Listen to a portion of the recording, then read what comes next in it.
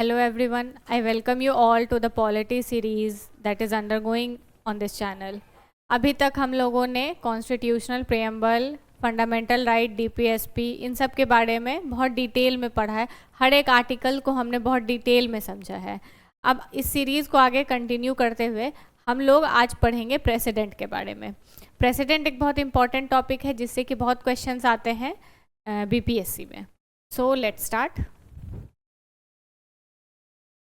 सबसे पहले हम लोग जानते हैं प्रेसिडेंट किस आर्टिकल से किस आर्टिकल तक में। पार्ट 5 में आता है ये, president is the part of parliament. Okay, president is the part of parliament. Is president the member of parliament? President जो है ये पार्ट ऑफ पार्लियामेंट है, ओके, बट ये मेंबर ऑफ पार्लियामेंट नहीं है। इसका क्या मतलब हुआ कि प्रेसिडेंट जो है पार्लियामेंट में इंक्लूड होते हैं। पार्लियामेंट में क्या क्या आता है? पार्लियामेंट इंक्लूड्स अपर हाउस यानी कि राज्यसभा, लोअर हाउस यानी कि लोकसभा, और साथ में प्रेसिडेंट। ये तीनों मिला के पार्लियामेंट कॉन्स्टिट्यूट होता है। तो देखिए, पार्लियामेंट के पार्ट है प्रेसिडेंट, पर पार्लियामेंट के मेंबर नहीं। पार्लियामेंट के मेंबर कौन होते हैं? लोकसभा और राज्यसभा में जो इलेक्टेड मेंबर्स होते हैं उनको हम लोग कहते हैं मेंबर्स ऑफ पार्लियामेंट। और स्टेट में जो लेजिस्लेटिव असेंबली में इलेक्टेड मेंबर होते हैं या नॉमिनेटेड भी, उनको हम लोग कहते हैं member of legislative assembly, MLA जिसको कहते हैं। इसको एमपी का है, और स्टेट में सेम अगर रहे तो उसको हम लोग एमएलए कहते हैं। और अगर लेजिस्लेटिव काउंसिल है जो कि हर स्टेट में नहीं है, किस किस स्टेट में है? बिहार, यूपी, महाराष्ट्र, कर्नाटका, आंध्र प्रदेश, तेलंगाना, बस इतने ही स्टेट में है लेजिस्लेटिव काउंसिल, तो उसके मेंबर को हम लोग मेंबर ऑफ लेजिस्लेटिव काउंसिल कहते हैं। तो हम लोग क्या डिस्कस कर रहे थे? पार्लियामेंट के बारे में, कि प्रेसिडेंट जो है वो पार्ट ऑफ पार्लियामेंट है लेकिन मेंबर ऑफ पार्लियामेंट नहीं है। इस बात को बहुत अच्छे से ध्यान रखिएगा कि पार्ट ऑफ पार्लियामेंट है पर मेंबर ऑफ पार्लियामेंट नहीं है। सो president is included in part 5। Article 52, अभी तक हम लोग कहाँ तक पढ़े थे? 51 तक पढ़े थे, 51A तक पढ़े थे। पार्ट 4 में था 51 जिसमें कि डीपीएसपी था। पार्ट 4A में था आर्टिकल 51 क्लॉज ए जो कि पार्ट 4A में था। ओके, नेक्स्ट इज पार्ट 5 जो कि यूनियन के बारे में बात करता है, और उसमें सबसे पहले प्रेसिडेंट के बारे में बात होता है। 52 में सिंपल है कि प्रेसिडेंट होगा, there shall be a president of India. India का एक प्रेसिडेंट होगा। ये कहाँ लिखा हुआ है? आर्टिकल 52 में। आर्टिकल 53 में लिखा हुआ है कि एग्जीक्यूटिव पावर जो होगा वो प्रेसिडेंट में वेस्टेड होगा।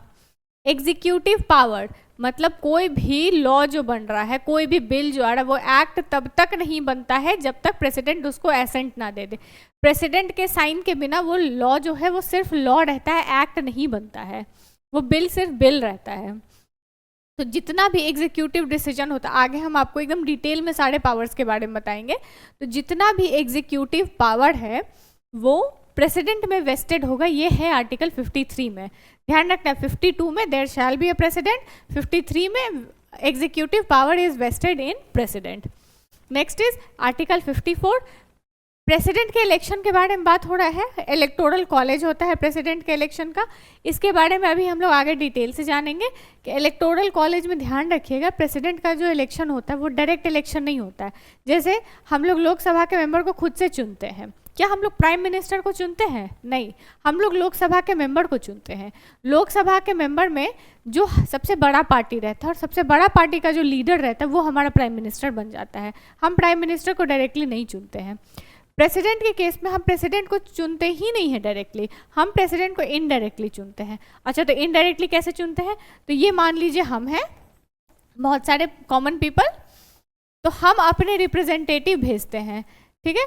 ये एक ग्रुप हो गया, मतलब हमारे कुछ रिप्रेजेंटेटिव जाते हैं। हम ये एक ग्रुप का पीपल हो गया, ये दूसरा ग्रुप हो गया, तीसरा ग्रुप हो गया, सबके एक एक रिप्रेजेंटेटिव हो गए। ये रिप्रेजेंटेटिव वोट करके प्रेसिडेंट को चुनेंगे। तो मतलब चुन तो हम ही रहे हैं इनको, पर डायरेक्ट नहीं चुन रहे। हम कैसे चुन रहे? इनडायरेक्ट चुन रहे। हमने अपने जो जिनको हमने इलेक्ट किया है, हमने किसे इलेक्ट किया है? Member of legislative assembly, member of parliament, इनको हमने डायरेक्ट इलेक्ट किया, वो चुनेंगे किसको? प्रेसिडेंट को। So this is not a direct election, this is an indirect election. और इलेक्टोरल कॉलेज में कौन कौन होता है उसके बारे में बताया जाएगा। इलेक्टोरल कॉलेज में होते हैं elected member of parliament and elected member of state legislature. Elected member, ध्यान रखिएगा, सिर्फ इलेक्टेड मेंबर पे मेरा फोकस करने का क्या मतलब है। अच्छा यहाँ लिखा हुआ है, देखिए, elected member of legislative assembly of state और elected member of house of parliament. क्यों ऐसा है इलेक्टेड मेंबर, और ऐसा हम स्पेशली आपको क्यों फोकस करके बता रहे हैं इलेक्टेड मेंबर के बारे में, वो इसलिए बता रहे हैं क्योंकि हाउस में नॉमिनेटेड मेंबर भी होते हैं। पहले तो नॉमिनेटेड मेंबर राज्यसभा लोकसभा दोनों में होते थे, अभी सिर्फ राज्यसभा में है क्योंकि अमेंडमेंट हुआ जिससे कि लोकसभा में जो 2 एंग्लो इंडियन नॉमिनेट किए जाते थे उनको वो प्रोविज़न अब ख़त्म कर दिया जा चुका है। अभी हमारे राज्यसभा में 12 मेंबर नॉमिनेटेड होता है, वो नॉमिनेटेड मेंबर इलेक्शन में पार्ट नहीं लेते हैं। एक और मिस्टीरियस चीज़ है कि वो इलेक्शन में पार्ट नहीं लेते पर वो प्रेसिडेंट के इम्पीचमेंट में पार्ट लेते हैं। ठीक है, ये ध्यान रखिए, इसको हम डिटेल से आगे बताएंगे। बाकी अभी आपको ये ध्यान रखना है इलेक्शन में कौन पार्ट लेता है, तो यूनियन लेजिस्लेचर का इलेक्टेड बॉडी और स्टेट लेजिस्लेचर का elected member. Is that clear? So next is article 55, manner of election. Election कैसे होता है इसके बारे में आगे हम लोग डिटेल में जानेंगे। अभी आप बस इतना ध्यान रखिए कि इलेक्शन के बारे में कैसे होगा वो 55 में दिया है।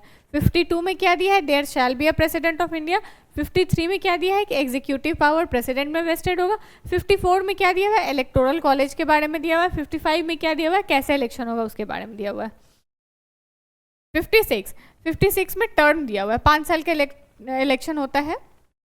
तो जो भी इलेक्टेड मेंबर होते हैं हमारे, चाहे वो MP MLA भी होते हैं, वो भी 5 साल के लिए होते हैं, प्रेसिडेंट भी 5 साल के लिए होते हैं। एक और बात ध्यान रखिएगा, ये दोबारा भी प्रेसिडेंट बनाया जा सकता है और n नंबर ऑफ टाइम्स के लिए प्रेसिडेंट बनाया जा सकता है। मतलब वो जितनी बार इलेक्ट हो उतनी बार उनको प्रेसिडेंट बनाया जा सकता है, रोक नहीं है।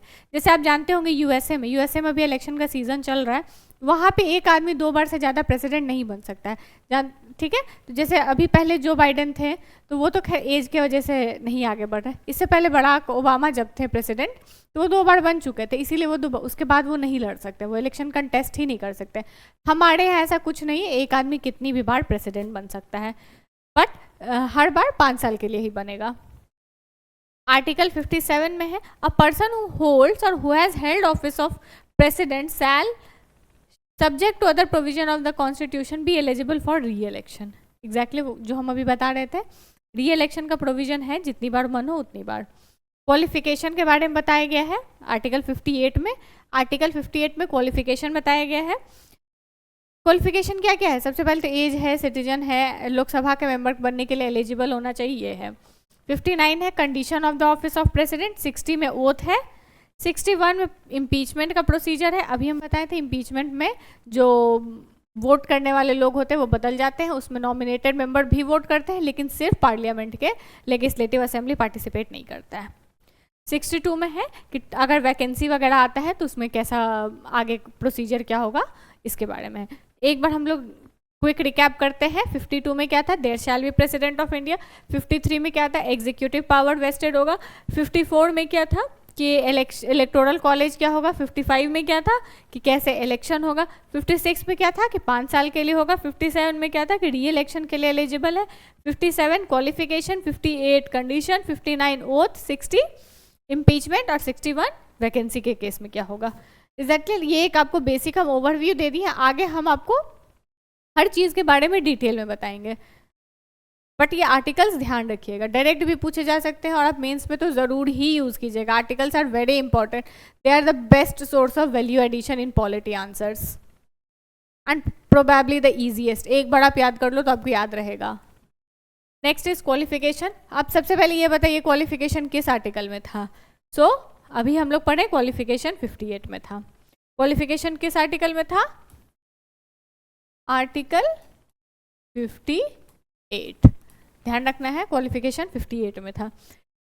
प्रेसिडेंट के लिए क्या है, सिटीजन ऑफ इंडिया। कहीं पे भी अगर क्वालिफिकेशन पूछे ना तो पहला क्वालिफिकेशन सिटीजन ऑफ इंडिया ही होगा, सिटीजन ऑफ इंडिया होना चाहिए। हमारे यहाँ ये भी नहीं कि नेचुरलाइज्ड है तो नहीं बन सकता है, कोई भी सिटीजन हो, कैसे भी हो, सिटीजन होना चाहिए। 35 ईयर्स ध्यान रखना है, 35 ईयर। मेंबर ऑफ लोकसभा का क्वालिफिकेशन उसके पास होना चाहिए, ठीक है, और कोई साथ में ऑफिस ऑफ प्रॉफिट होल्ड नहीं करना चाहिए। ये जो क्वेश्चन है ना कि उसके पास क्वालिफिकेशन होना चाहिए मेंबर ऑफ लोकसभा का, ये क्वेश्चन मेरे से मेन इंटरव्यू में बीपीएससी द्वारा पूछा गया था। जो चेयरमैन थी वो हमसे पूछी थी कि प्रेसिडेंट के इलेक्शन में एक कौन सा क्वालिफिकेशन है जो जरूरी होता है। तो आई स्टार्टेड विथ दिस कि सिटीजन होना चाहिए, 35 ईयर का होना चाहिए। तो शी वॉज लाइक ओके, किस हाउस का मेंबर के लिए वो एलिजिबल होना चाहिए। तो it was this question only कि लोकसभा के मेंबर बनने के लिए वो एलिजिबल होना चाहिए। ओके, तो ऑफिस ऑफ प्रॉफिट होल्ड करना चाहिए। अच्छा, और वाइस प्रेसिडेंट के बारे में ध्यान रखिएगा कि वो लोकसभा नहीं, वो राज्यसभा के मेंबर के लिए एलिजिबल होना चाहिए। ऑफिस ऑफ प्रॉफिट होल्ड नहीं करना चाहिए। ऑफिस ऑफ प्रॉफिट होल्ड नहीं करना चाहिए का क्या मतलब होता है? ऑफिस ऑफ प्रॉफिट क्या होता है? कोई भी ऐसा ऑफिस जो कि गवर्नमेंट के द्वारा दिया जाता है। तो what is office of profit? तो ऐसा कोई भी ऑफिस जो कि गवर्नमेंट के द्वारा दिया गया है, गवर्नमेंट के द्वारा दिया गया है और गवर्नमेंट ही उसको ले सकती है। मतलब ये पावर गवर्नमेंट के पास है कि वो आपसे वो जॉब ले सकती है। जैसे आप ब्यूरोक्रेट बनेंगे या सिविल सर्वेंट बनेंगे जब आप, तो आपको वो पोस्ट किसने दिया है? गवर्नमेंट ने दिया है। वो पोस्ट आपसे कौन छीन सकती है? गवर्नमेंट ही छीन सकती है। और उसके लिए आपको मॉनेटरी बेनिफिट्स दिए जा रहे हैं, मतलब आपको सैलरी दी जा रही है, आपको पैसे दिए जा रहे हैं, तो वो क्या हो जाता है? ऑफिस ऑफ प्रॉफिट हो जाता है। ऐसा कोई भी ऑफिस ऑफ प्रॉफिट होल्ड नहीं करना चाहिए प्रेसिडेंट बनने के लिए। ध्यान ये रखना है कि वो आदमी मतलब ऑफिस ऑफ प्रॉफिट में क्या काउंट नहीं होता है। तो वाइस प्रेसिडेंट काउंट नहीं होता है, गवर्नर है तो वो काउंट नहीं होता है, कोई मिनिस्टर है तो ये ऑफिस ऑफ प्रॉफिट में काउंट नहीं होता है। ठीक है, एक्सेप्शन ये सब सिटिंग होना चाहिए। मतलब अभी वो प्रेजेंट में गवर्नर है तो वो काउंट नहीं होगा ऑफिस ऑफ प्रॉफिट में। Is that clear? Qualification citizen, 35 year, Lok Sabha का मेंबर, ऑफिस ऑफ प्रॉफिट नहीं होना चाहिए। लोकसभा का मेंबर नहीं होना चाहिए, लोकसभा का मेंबर बनने के लिए एलिजिबल होना चाहिए। Okay, so next is election of president. Election of president किस में दिया गया था? एक में दिया गया था इलेक्टोरल कॉलेज के बारे में, एक में दिया गया था इलेक्शन के बारे में। मैनर ऑफ इलेक्शन 55 में और इलेक्टोरल कॉलेज 54 में। Okay, so election of president, president का जो इलेक्टोरल कॉलेज होता है ये किस में था? 54 में था। Is that clear? आपको हम बार बार ये फोटो दिखा रहे हैं ताकि आपको याद हो जाए, ये फोटो आपके दिमाग में छप जाए और आपको दोबारा रिकॉल करने में आसानी हो, एक्टिव रिकॉल करना आसान होता है। तो इलेक्टोरल कॉलेज के बारे में कहाँ दिया गया था? आर्टिकल 54 में। ओके, तो आर्टिकल 54 में दिया गया है प्रेसिडेंट के इलेक्शन के बारे में और इलेक्टोरल कॉलेज के बारे में। इलेक्टोरल कॉलेज के बारे में हम पहले भी बता चुके हैं कि इलेक्टेड मेंबर ऑफ पार्लियामेंट और elected member of state legislative assembly, ये दोनों कैसे? केवल और केवल इलेक्टेड मेंबर होने चाहिए इसके। इलेक्टेड मेंबर ऑफ पार्लियामेंट और elected member of state legislative assembly ये इसमें वोट करते हैं। ओके, और साथ में ये भी ध्यान रखना है कि लेजिस्लेटिव असेंबली में दिल्ली और पुडुचेरी भी इंक्लूडेड है। ये पहले से नहीं था, पता है? पहले दिल्ली और पुडुचेरी को इंक्लूड नहीं किया गया था, ये 70th कॉन्स्टिट्यूशनल अमेंडमेंट एक्ट में ऐड किया गया है। ओके, सो दिल्ली और पौंडीचेरी भी इंक्लूडेड है, 70th कॉन्स्टिट्यूशनल अमेंडमेंट एक्ट में इसमें ऐड किया गया है। Elected member of parliament and elected member of legislative assembly. Parliament में लोकसभा और राज्यसभा दोनों के मेंबर आएंगे, लेकिन यहाँ पे सिर्फ लेजिस्लेटिव असेंबली के मेंबर होंगे, लेजिस्लेटिव काउंसिल के नहीं।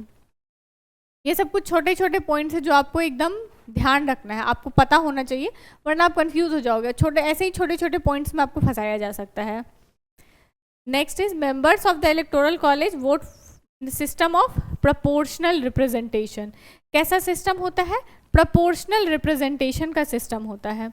अब प्रोपोर्शनल रिप्रेजेंटेशन क्या होता है कि आप जितना आपका पॉपुलेशन है आपको उसी परसेंटेज में आपको वोटिंग वैल्यू मिलेगा। आपका वोट का वैल्यू उतना ही होगा जितना आपका पॉपुलेशन है। इसको हम लोग कहते हैं proportional representation system by means of single transferable vote. Single transferable vote का क्या मतलब है? इसको थोड़ा डिटेल से जानते हैं कि मान लीजिए कोई भी एमपी है या कोई एमएलए है, उसको वोट करना है, तो उसको वोट करने के लिए शीट जो मिलता है उसमें रहता है पहला प्रेफरेंस। पहला प्रेफरेंस आप किसको दे रहे हैं? दूसरा प्रेफरेंस, तीसरा प्रेफरेंस, चौथा प्रेफरेंस। ओके, और मान लीजिए 4 कैंडिडेट है A, B, C और D। ये कौन है? हमारे प्रेसिडेंट कैंडिडेट हैं। A, B, C और D कौन है? हमारे प्रेसिडेंट कैंडिडेट हैं। तो अब ऐसा बहुत सारे लोगों के पास होगा ऐसा कि आप अपना प्रेफरेंस दीजिए। ओके, अब मान लीजिए कोई A दिया, फिर सेकंड प्रेफरेंस पे C, थर्ड प्रेफरेंस पे D, फोर्थ प्रेफरेंस पे B, फर्स्ट प्रेफरेंस पे B, सेकंड प्रेफरेंस पे A, C, D, इस तरीके से करके सब अपना अपना प्रेफरेंस भरेंगे। ये क्या हो गया? प्रेफरेंशियल सिस्टम भी इसको कहते हैं, इनफॉर्मली प्रेफरेंशियल सिस्टम कहते हैं।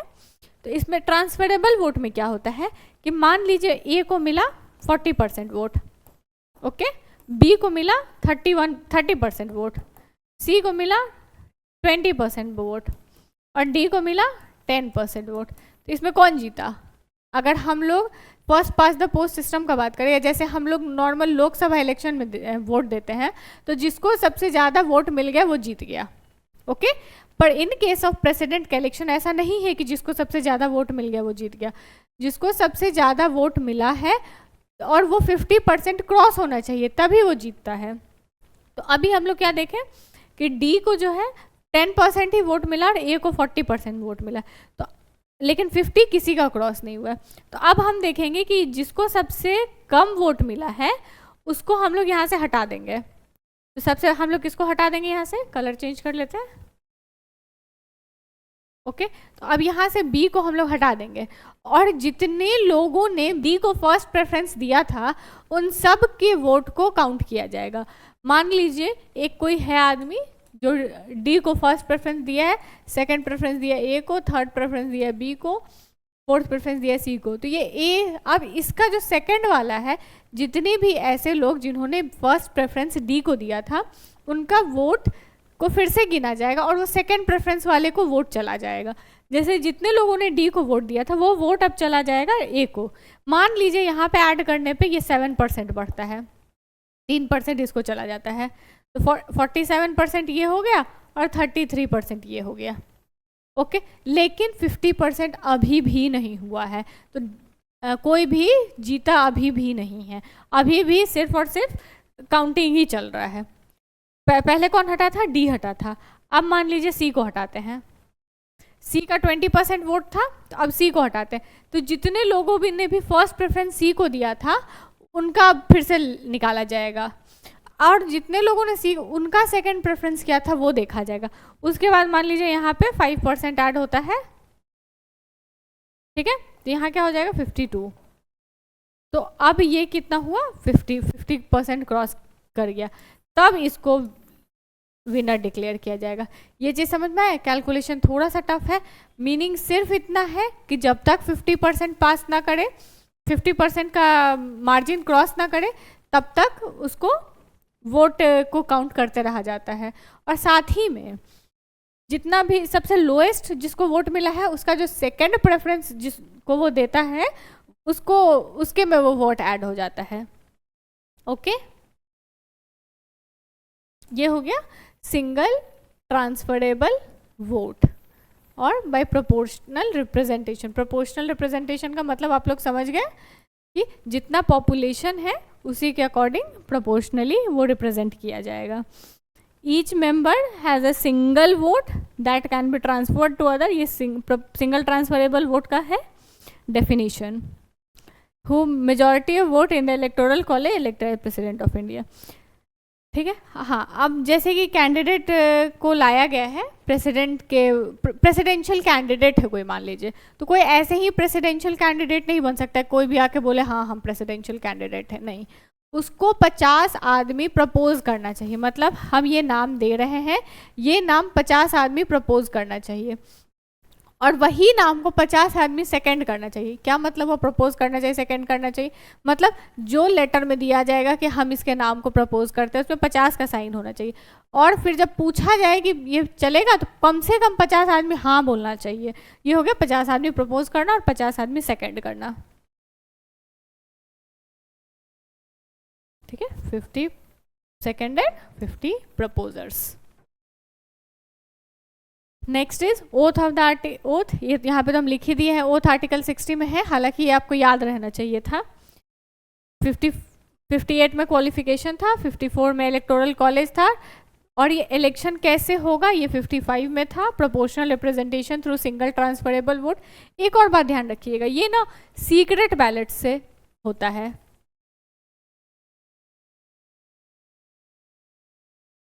ओके, सीक्रेट बैलेट से इसका वोटिंग सिस्टम होता है। सीक्रेट बैलेट का क्या मतलब हो गया कि हम जो वोट करेंगे वो सिर्फ हम देख सकते हैं क्या वोट करें। जैसे राज्यसभा का जो इलेक्शन होता है वो ओपन बैलेट से होता है, उसमें व्हिप जारी होता है कि पार्टी बोलेगी कि आपको इसको वोट करना है तो आपको उसी को वोट करना है। But this is not the case in case of election of president as well as vice president.